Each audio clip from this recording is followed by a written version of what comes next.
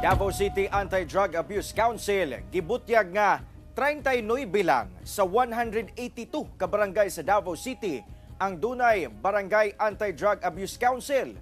Sumala ni Jafar Marhum Salik, officer in charge sa Kadak Davao, sa 182 ka mga barangay sa syudad.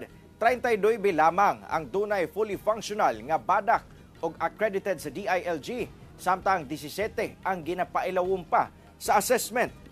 Gipasabot sa opisyal, ginatutukan karon sa opisina among programa aron malikay ang komunidad sa paggamit sa illegal nga droga tungod maglisod na ang syudad kung rehabilitasyon na ang buhaton.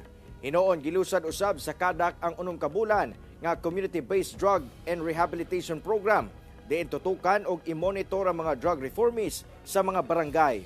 Nagpadayon usab ang uban pang programa sa opisina sama sa pagpahigayon og orientation sa mga establishmento ug ang pagpatuman sa mandatory random drug testing sa pakig-alayon sa PIDEA.